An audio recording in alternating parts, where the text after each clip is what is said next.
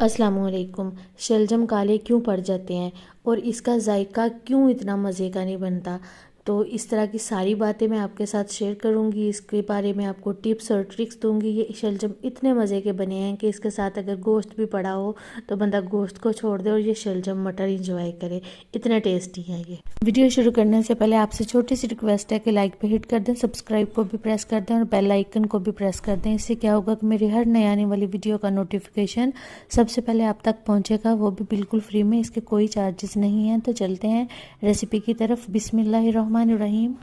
तो यहाँ पे मैंने प्याज ली है, एक मीडियम साइज़ की प्याज लिया और इसमें मैं घी ऐड कर रही हूँ। आप भी घी अकॉर्डिंग टू टेस्ट ऐड कीजिएगा। अगर आपको ज़्यादा पसंद है तो ज़्यादा ऐड कर लीजिएगा, कोई इशू नहीं है। तो अब मैं इसमें घी जो है वो मैंने ऐड कर लिया है और अब हम इसको इतना फ्राई करेंगे कि इसका कलर चेंज हो जाए प्याज का। जब प्याज का कलर चेंज हो जाएगा तो फिर हम इसमें ऐड करेंगे टमाटर। टमाटरों को सॉफ्ट करेंगे ऐसे ही। जब टमाटर सॉफ्ट हो जाएं तो फिर मैं इसमें ऐड करूँगी 2 टेबलस्पून लहसुन और अदरक का पेस्ट। तो लहसुन और अदरक का पेस्ट जो है वो मैंने इसमें ऐड कर दिया है और अब हमने इसको 1 मिनट, जस्ट 1 मिनट के लिए ही इसको भूनना है, ज़्यादा इसको नहीं फ्राई करना। जब ये फ्राई हो जाए 1 मिनट के बाद हम इसमें ऐड करेंगे मटर। ये मटर है, किलो है ये मटर लिए मैंने, उसमें से जो दाने निकले हैं वो ये आपके सामने हैं।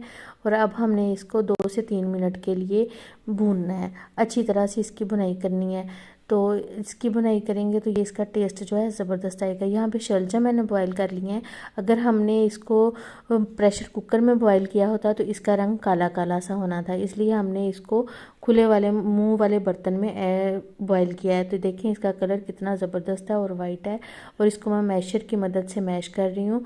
अगर आप इसको ऐसे बर्तन में करेंगे तो इसका कलर बहुत ज़बरदस्त आएगा।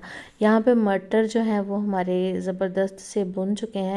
तो अब हम इसमें ऐड करेंगे मसाले कुछ ज़्यादा नहीं इसमें जाएंगे। नमक, हल्दी, मिर्च और कलवंजी जाएगी। कलवंजी को अपने खानों में ज़रूर शामिल किया करें। ये इसमें बहुत सी बीमारियों का, हर बीमारी का इलाज कलवंजी में है।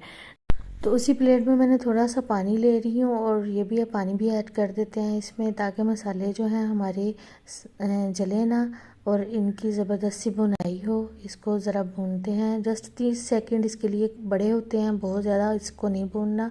इससे क्या होगा, मसाले जो हैं हमारे वो काले पड़ जाएंगे ज़्यादा भूनने से और उसका टेस्ट भी ख़राब हो जाएगा।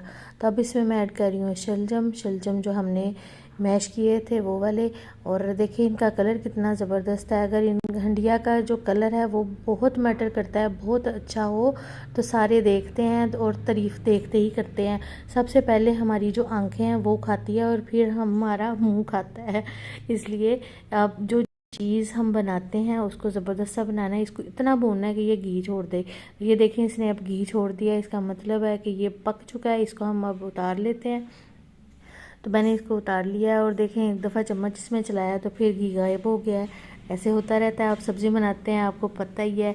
तो थोड़ा सा इसमें मैंने धनिया ऐड किया है और अभी हम इसको करते हैं सर्व। तो यहाँ पे मैंने प्लेट ले लिया और प्लेट के अंदर हम ऐड कर रहे हैं अपना शलजम मटर। और इसका कलर कितना ज़बरदस्त है। इसको फुलके के साथ, इसको चावलों के, सफ़ेद चावलों के साथ ये बड़े मज़े के लगते हैं। अगर आपको मेरी रेसिपी अच्छी लगी तो प्लीज़ दुआ में याद रखिएगा। अल्लाह हाफिज़।